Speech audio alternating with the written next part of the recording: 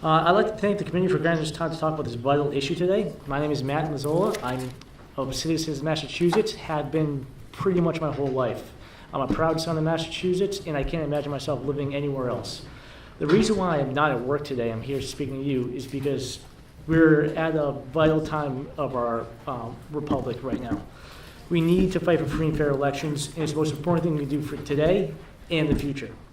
I got into politics in high school through the comedic greats Jon Stewart and Stephen Colbert, and that's around the time when I was in college where I started with my eyes about money in politics. Stephen Colbert made his own super PAC. It showed just to show the absurdity of our campaign finance laws and how easy it is to get around any laws, and it really wasn't hard to see why problems weren't being solved.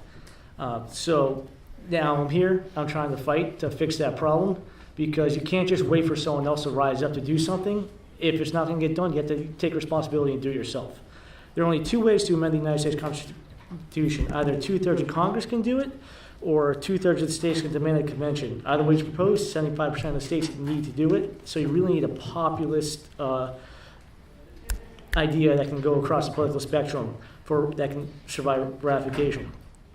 People are hurting right now. They feel abandoned by the government. About half of eligible voters didn't vote last election because they feel like it doesn't matter. We've become apathetic as a nation, and that should never be the case.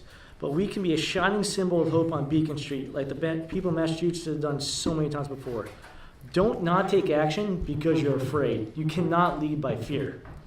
It's be an inspiration to the rest of the country. Send a strong reassuring message that Massachusetts will be a leader for them once again, when the country needs it the most, because that's when Massachusetts steps up.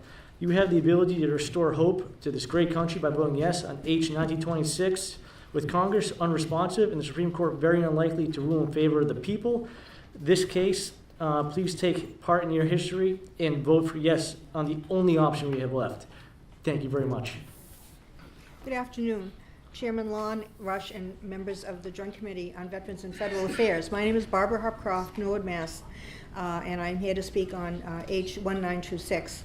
Although I have run nonprofit corporations and worked for nonprofit corporations, I am not a corporation, nor will I ever be.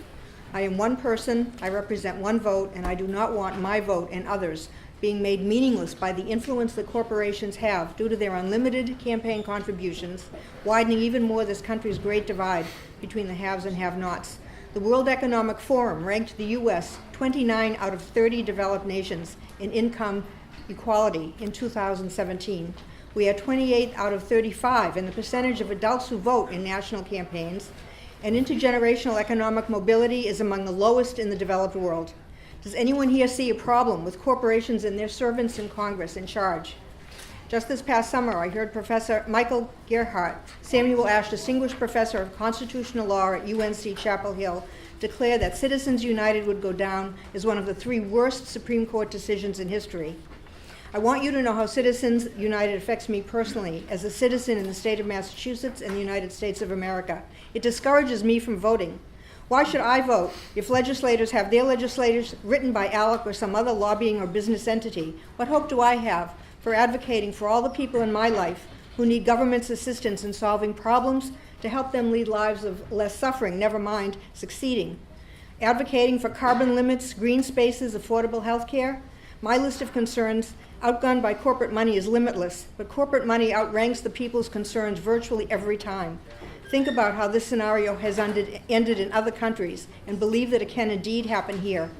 Please practice democracy and vote H.1926 out of committee favorably for a vote by the full legislature. Please let the people see where their legislators stand on the issue. I thank you. I'm going to take just a quick minute to talk about the degree to which I think that this particular bill really crosses party lines. We're in such a divided place in this country right now. I don't think anybody can argue with that.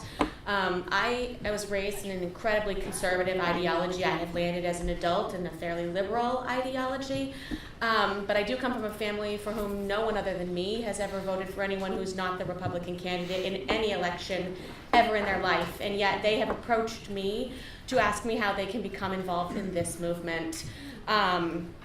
It's the one thing I see as differing is everybody has a different idea of who's at fault and whose pocket somebody is in. People are angry from one side to the other, from the other side to the one. But the fact of the matter is that we are in the system that we are in, and I don't think that we can hold people responsible, to a degree, to playing within that system, to having to have money to run for office. In the last election, it's 94% of Senate seats were won by the candidate for whom the most money was spent. 96% of House seats went the same way. Candidates face challenges from both the right and the left, regardless of where you are on the political spectrum. And the only way someone can win is to have the money in their coffer to counter a last-minute attack from an outside group that may or may not be truthful. And I think that until we pass something like this and we get past this point, there's no way that we can restore democracy of and by and for the people. Thank you. Thank you all.